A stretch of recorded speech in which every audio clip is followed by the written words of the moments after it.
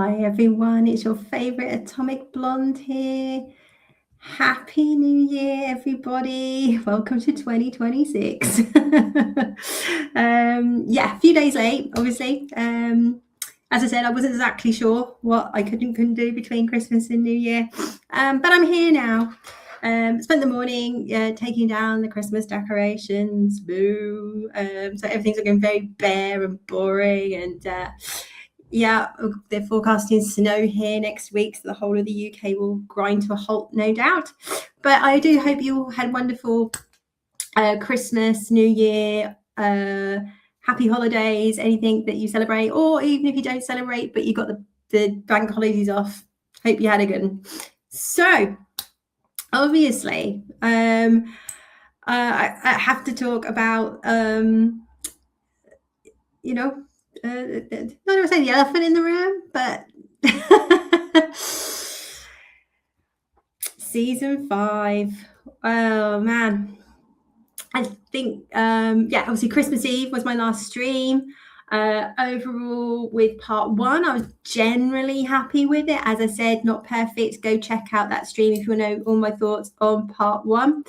But generally, going into part 2, quite excited. I'm like, so far so good. I can see the direction they're going in and I like it.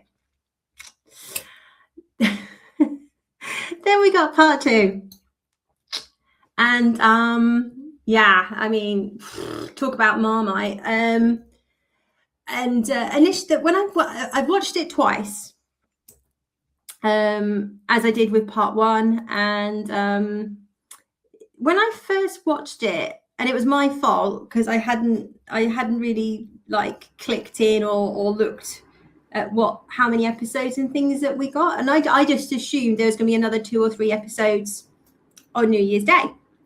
So when I first watched it, I was like, oh, okay, well, there's 2 or 3 episodes to wrap it up, and then I realized there's 1 episode to wrap it up, and I was like, well, that kind of changes everything then, doesn't it? I think there was some good stuff in part 2. The scenes with like Dustin and Steve, and when Dustin starts the fight with Steve, and you can just see how heartbroken he actually is over Eddie, and them sort of reconciling, and it's just like he's so terrified of losing Steve and his friends that he's kind of pushing them away, really. I really enjoyed that. And obviously the sort of how they've kind of pushed Holly to the forefront. The actress that plays her, I think, is great. She's done a fantastic job. I think it's a shame that, and in the finale as well, that the core group of characters keep having less and less to do and kind of pushed to the side because there's not really much for them to do, but there might be something they need to do in the final part, so we kind of just need to have you hanging around. And as I said in my Christmas Eve review, there's just far too many characters, and then they're introducing more new characters with like Robin's girlfriend, and who was just a complete waste of space, basically. I mean, she done nothing but sort of scream and be quite annoying by the finale, but whatever.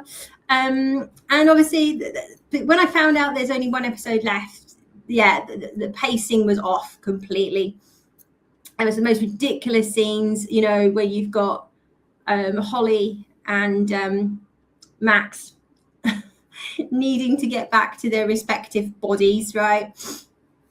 And I'm literally just sitting there going, right, we've got this song, right? And I think it's about 3 minutes 40, maybe, at most it's a 4-minute song. And they're just sort of walking along and ambling around and looking at the scenery, and then there's like a 10-minute chat between Max and Holly, which they could have done, like as we were seeing them like walking and talking as they're going through the different memories. She could have explained all this to her there. So like, when we get there, we need to haul ass, because those portals aren't going to be there forever, or certainly her portal's not going to be there. And they're sort of ambling along, and you can see through the portal, and Max can see that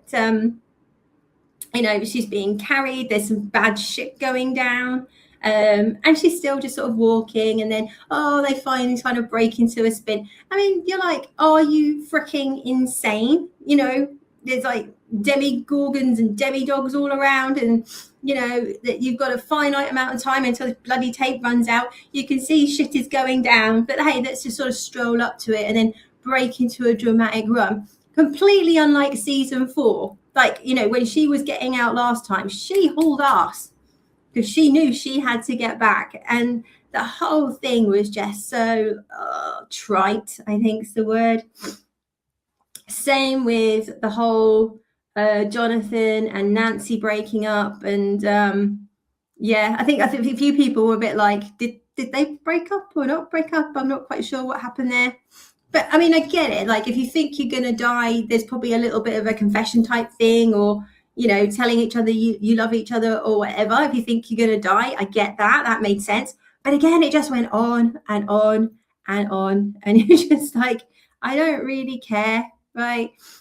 Say your bit, get ready to die, but it just went on. And then, of course, the biggest catastrophe of part 2 was the cringe-inducing coming out scene with Will. Now, I think like most people, I have absolutely no issue with him coming out. Again, you might, you know, you're facing that, like, we might die, we might not make it.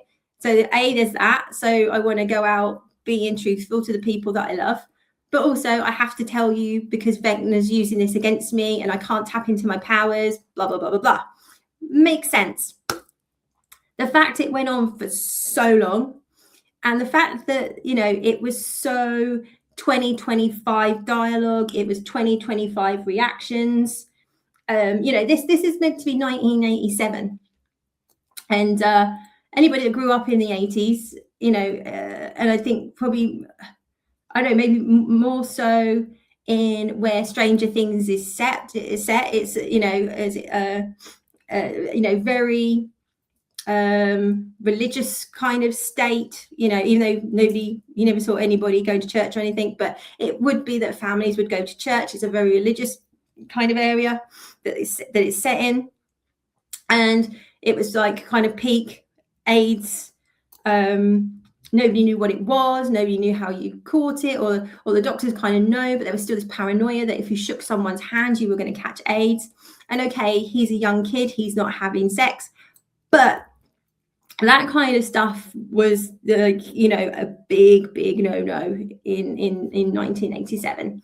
And I think what would have been better if it was just like Will, his mum, his brother, Mike, took them to one side and told them, right? And then I think the family would have a much more empathetic reaction, and certainly his mum. I mean, this has been hinted at since season 1, right, with the names that Will's dad used to call him and all those kind of things. So it's not like this was sort of suddenly sort of shoehorned into the plot, as you know, as obviously this started 10 years ago and it got more woke kind of thing. I think, you know, this path, literally the seeds were sown in season 1 that he was quite an effeminate kid, and his dad was always calling him horrible names, and his mum obviously defended him and it didn't bother her, right? So that for me would have made far more sense.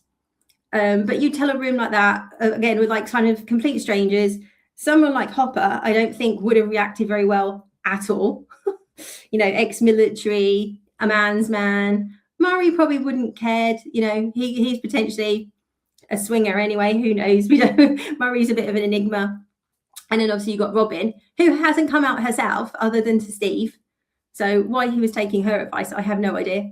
But yeah, it was just handled so badly.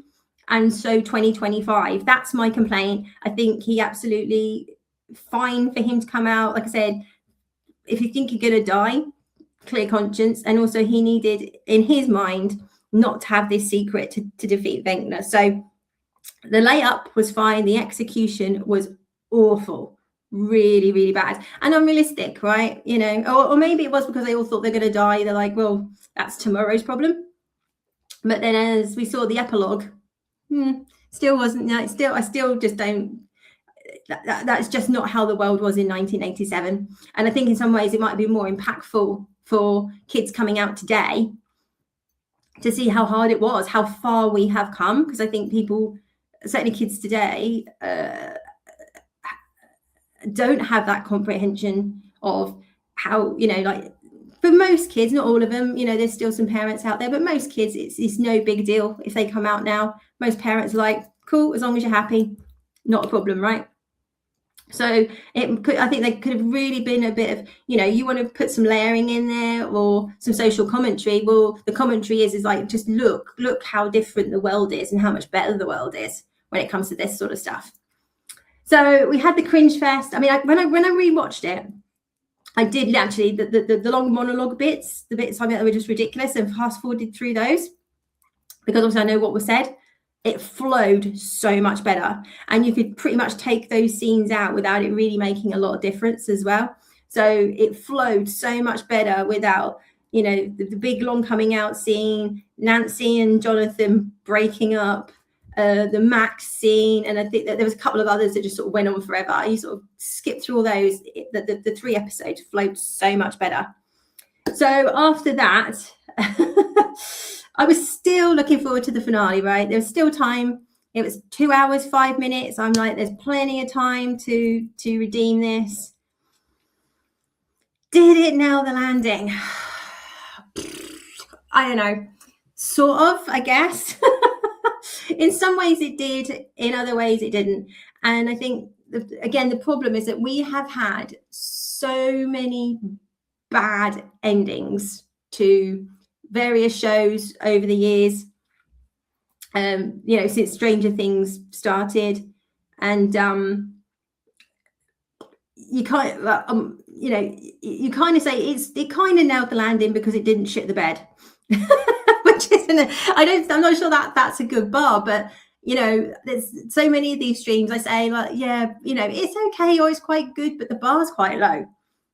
So if we were still having really good high quality television, would I say it nailed the landing? I don't know. Like I say, there were some really good bits in it. Most of it was just kind of stupid and bonkers, and it just so glaringly highlighted that there's just too many cast members and everybody's just sort of kind of standing around for waiting for stuff to do. Again, there's that bit where, you know,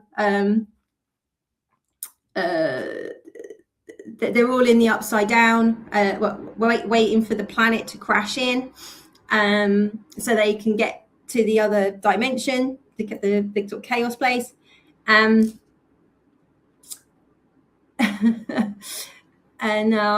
you've kind of got, obviously Hopper was tricked and destroyed the tank that 11 was in, so now she's got to get, and it's just like this sort of, oh, there's this urgency, right? Like, I've got to get there before they die because Vecna's still alive. And then again, Stopson has this like 10-minute meaningful conversation with Hopper, and again, it's a conversation that needed to have happened, but you probably would have had that conversation, you know, on the way up to the roof, maybe, you know, not when you get to the roof.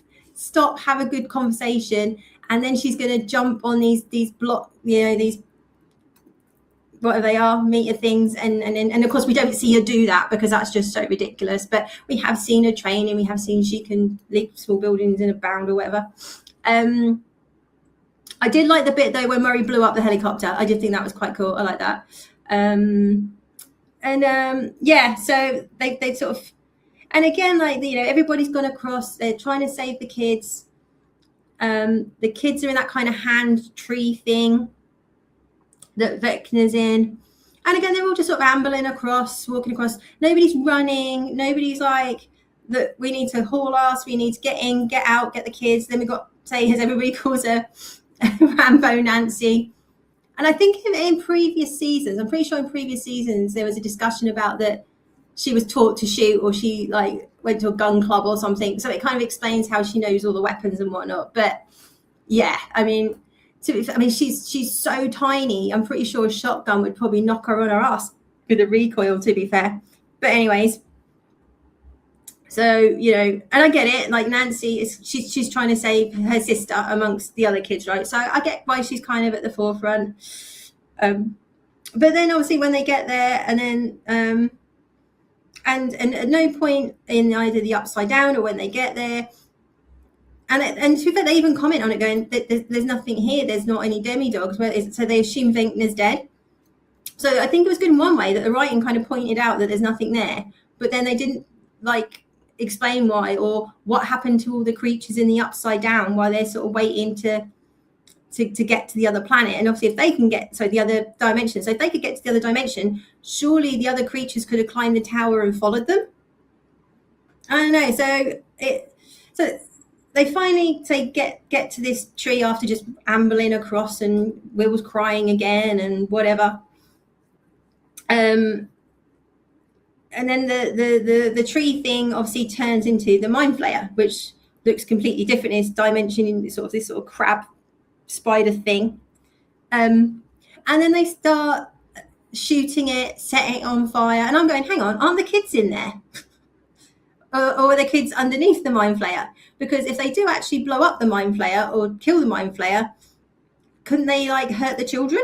And it was like sort of no concern for the kids who are inside this thing that they're setting fire to and stabbing, and I kept going, I'm sure the kids are in there, aren't they? I don't know. So that seemed a bit bonkers.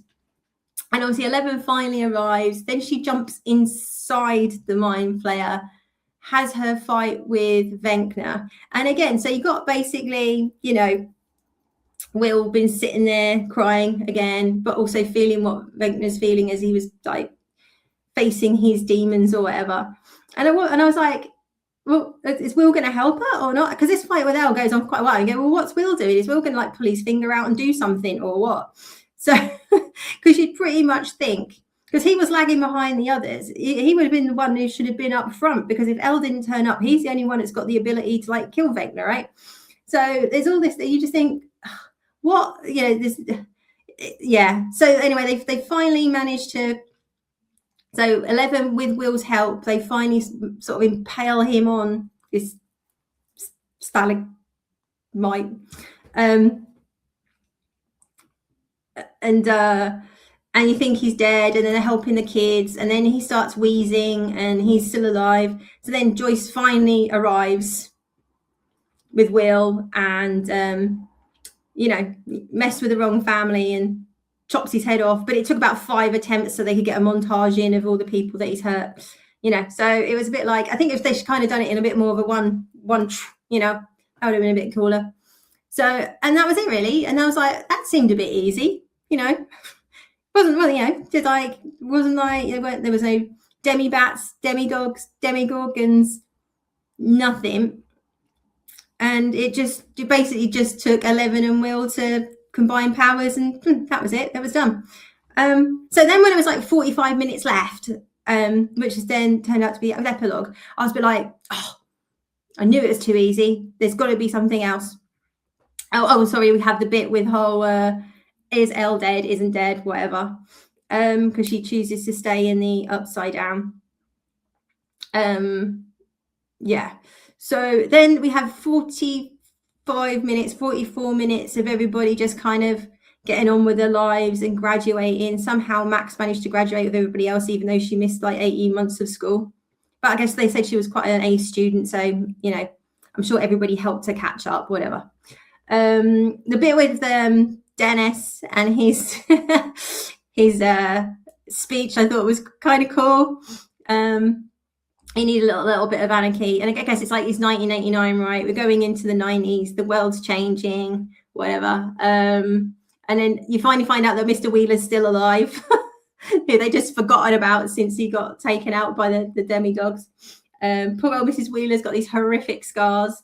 But everybody's kind of okay, and Will's not coping. Sorry, Mike's not coping particularly well. And I think it's a really good scene though with him and Hopper, where again Hopper's kind of a little bit, even though obviously Mike has got Mr. Wheeler, Hopper's been much more privy to everything that's gone on, and kind of talks to him about how he has to let go and move on, because otherwise it's going to destroy his life, and that's not what Elle would have wanted for him. So I thought that was a really good scene. But just 40 4 minutes of them just sort of graduating and everybody's okay, culminating in the last game of D&D, which was quite sweet. And then we get this whole is Elle alive or isn't she? And I like it in the sense they just kind of didn't definitively say, because I think, again, it's much better when they leave it up to the audience to decide. Like, if you want to believe she survived, fine.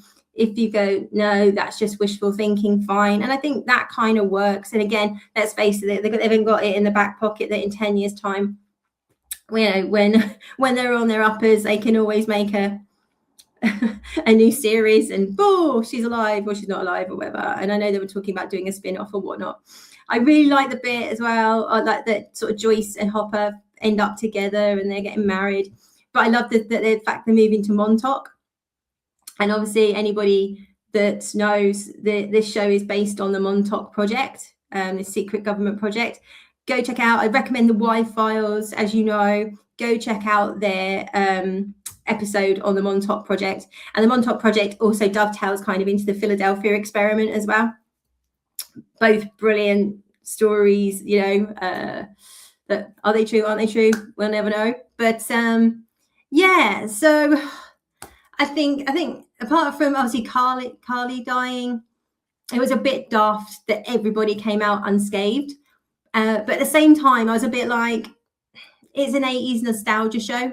And when you think back to 80s shows and 80s films, the good guys win, the bad guys die, everybody lives happily ever after. So if you're kind of doing this 80s kind of theme thing, it kind of made sense to me that everybody made it. But at the same time, yeah. But I think they just needed to have been a bit bolder and say, again, because as I said, I think Max should have died in season 4, but then they needed Max around, so there was the mind map for 11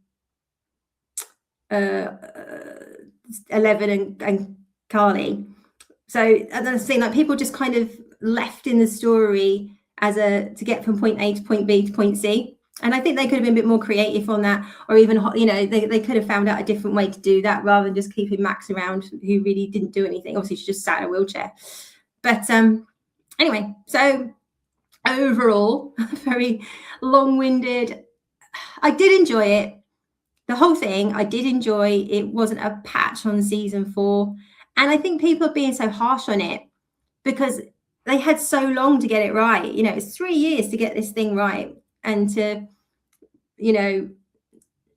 listen to feedback, what people liked, what people didn't like. They really could have gone out on a massive high.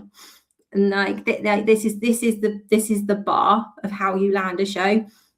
And they didn't, quite frankly. There's a lot of problems with it. A lot of, like I say, lots of too much walking and talking and, feelings rather than, action. And I think the other complaint that people have is that even though we got a bit of Henry's backstory, we didn't really get a lot and really understand what the mind flayer and all that is. But as I understand it, all of that's in the play. As I said, I'm going to go see that in 2 weeks' time. So I will let you know if that's the case or not, which is great if it is in the play in one sense. But it's in London and it's in Broadway. So I think unless they choose, which they might do, they might film the play and then put it on Netflix now this is completed. That would make sense to me because I know they've done a big behind the scenes thing last year about the play. So that may be what the plan is, which will then answer all the questions for people, who kind of go, yeah, it's great. We learn a bit more about Henry, but not really enough. So I'm actually even more looking forward to seeing the play. Now we've had a bit of a hint to what his backstory is and picking up the brick, the sort of bit of the mind flayer or whatever. So that's my thoughts on Stranger Things 5. By no means perfect. Overall, enjoyable, I would say. Some really bad choices made. Some very, very poor execution. But overall, it's completely, it's like I say, I've rewatched part 1 and part 2 twice. I will rewatch the last part again, no doubt. And I would go back and watch all 5 series again, which I think is always a good thing. So like sometimes you think, oh, I don't really want to rewatch it because I've got to get to that ending again, and that ending just like annoys me. So so overall, I think they've done okay. They didn't stick the landing. They've done okay. So let me know what you think. Were you happy with part 2, the finale? Was it what you were expecting? Were you left wanting a bit, you know? Let me know in the comments as always. Now, just going to run through a few things in 2026 that I'm looking forward to. I touched on this and spoke about quite a few of these things in the Christmas Eve show. Just a couple of other extra ones here. So I recently saw the trailer for Cold Storage. So again, talking about good old Stranger Things. It's starring Steve Harrington himself, Joe Kerry, Kerry, yeah. He's lost the Harrington hair, but that's cool. Liam Neeson. It looks quite funny. It looks like there's some sort of I don't know if it's an alien virus or a man-made virus, but in this cold storage lockup, something gets out and people's basically start getting taken over by this thing. A bit like The Last of Us. It's like this bacterial sort of infection, but it causes like people's heads to explode and stuff. It is a comedy sort of, so it looked quite fun from the trailer. I'm not quite sure what to expect from it, but I was a bit like, that could be a bit of fun. Let's see where that goes. So yeah, that's due out in February here in the UK. As I've talked about already, the Bone Temple, 28 years later. But say with the Costa directing, thankfully she's not writing. It is written by Garland, so Alex Garland. I think she's a better director than she is writer, as we saw from the Marvels. So let's see where it goes. I mean, I hope it does well. We do know there's a very small cameo from Cillian Murphy in this one, and if this film does well, there's going to be a third film that is pretty much led and head up by Cillian Murphy. So I'm actually hoping this does quite well, so we get that film. I know that's fair, but I mean, I hope this is a good film in its own right. As I said, I enjoyed 28 Years Later. Again, I think it wasn't the film that a lot of people were expecting, but I personally really enjoyed it. Love the Jimmies. I can't wait to see where that goes. Yeah, so that's out in a couple of weeks, I think, or maybe next week. Then there's one it's like I completely missed. There's like Silent Hill, the third installment. The original Silent Hill film is okay. The second one is abysmal. Again, it's just so hard to adapt these. For some reason, Hollywood finds it really difficult to adapt these stories, games into films. They always have to kind of go off and do their own thing and mess with the law, you know. But yeah, so this is part 3. I really don't know a lot about it. I was just intrigued to see this like pop up on a list of things coming in 2026. Like I say, I like my horror films, as you know. We've also got I'm not sure if it's next year or the year after, but we've got yet another Resident Evil film coming, but it is done by the guy that done Weapons and Barbarian. So I think in that sense, it'll be good. But again, he said like none of the characters, it's going to be original story. None of the characters from the games are going to be there. So that just pees off the game fans straight away.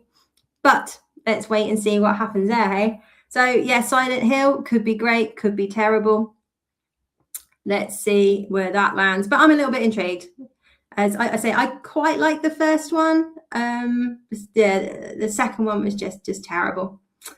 In terms of TV shows, yeah, we've got obviously the Night of the Seven Kingdoms. That's dropping January 19th UK. I think it's on the 18th in the States. Another sort of spin-off sub-story from Game of Thrones. Yeah, I mean, he obviously George R.R. Martin goes off and writes all these blimmin' sub-stories and novellas, and rather than just finishing the actual book. But hey, so far from the trailer, it looks good. The world's still, that's one thing HBO seems to get really right, is that you're completely pulled into the world. It looks like you expect it to look. It's not sort of 2025. So yeah, wait to see. I think it's completely standalone. I don't think it like goes into like House of the Dragon or anything like that. But I don't. I mean, I'll be honest. I haven't read the books. I don't know. And as you know, I've not watched Game of Thrones yet because I'm waiting for House of the Dragon to finish, and then I will do Game of Thrones, and then I have to brace myself for season 8. Enjoy. Paradise season 2 starts in February. Again, this is one I talked about at length on the Christmas Eve channel, so go check that out. And there is a separate review of season 1 of Paradise on the channel, so go look at that. But I cannot recommend season 1 enough. It is absolutely brilliant. Great twist. Not what you're expecting. The sort of, it was a little bit like, I guess it's a little bit like, it's like a political version of Wayward Pines, a little bit, sort of ish, in terms of like trying to figure out what is going on. But yeah, I'm really looking forward to season 2. I hope it's a good season 2. I mean, it's Hulu, but Hulu's now part of Disney, you know, and over and over again, whether it's Netflix, especially Netflix, whether it's, Disney, they are hopeless at season 2s. They give us a good season 1. Then in season 2, they take out everything that we liked about season 1 and wonder why nobody likes season 2. Hey ho. I literally saw a trailer for this the other day, and it's a Memory of a Killer with Patrick Dempsey. Again, I don't know a great deal about it other than watching the trailer. So this guy lives a double life. He's a dad, a family man, but he's also a hitman. And he's pretty much worked for this one guy his whole life. He gets his jobs, he does his thing, he goes back to his family. Then we sort of and then he starts getting sort of forgetful and not quite sure what's going on. And there's a clip like he goes to the safe to take his gun out and the gun's not there. And then he finds the gun in the fridge. So he goes to the doctor and he's basically got early onset Alzheimer's. So he kind of goes to his boss and says, like, I can't do this. This is like dangerous. And the boss is kind of having none of it. So obviously when he starts getting forgetful, like this potentially does put him and his family in danger, because can he remember if he's killed the person he's supposed to kill? What if he starts saying things about his job that he's obviously always kept secret from his family? So again, I think this could be quite interesting. That's all I really know about it. Let's wait and see what happens there. And just a couple of, obvious choices, I guess. House of Dragon season 3, really looking forward to that. I think the general consensus was season 2 was good. Not as good as season 1, but I think a lot of that is because you didn't have Paddy Considine in it. Because obviously, unfortunately, his character died in season 1, and that's what started the war effectively. And the end of season 2, like the sort of season finale, was almost like a mini trailer for what's going to happen in season 3. But the acting's really good. Again, I've really enjoyed season 1 and 2. Looking forward to seeing where it goes in season 3. And The Boys season 5, the final season. I mean, The Boys a mixed bag. Season 1 was fantastic. Season 2, season 3, cringe. I quite enjoyed season 4. I mean, it's deviated so far from the source material now. I mean, the ending is not going to be the ending of the original source material. I can't see how it can be, because there was a key person who was involved in the finale in taking like the whole Holander thing that was killed a couple of seasons ago in this one. So you're like, okay, don't know where we're going with this then. Again, I think it's going to be a bit of a mixed bag. There's going to be a lot of cringe in there. I am very much looking forward to, obviously, Jensen being back as Soldier Boy, and we've got Jared Padalecki coming in as a character. Obviously, they both worked with Kripke on Supernatural. So I'm very much, I love Soldier Boy. That was a really good season with Soldier Boy. I really enjoyed that one. I think it might have been season 3. Season 2 was cringe. That was the one with the whole incel, really unnecessary. season 3 was the one with Soldier Boy, I think. Yeah. And then season 4 was okay. So season 3, I think, is probably the one I enjoyed the most. I'm sure it's got nothing to do with Jensen Ackles being naked in it, but hey. So yeah, I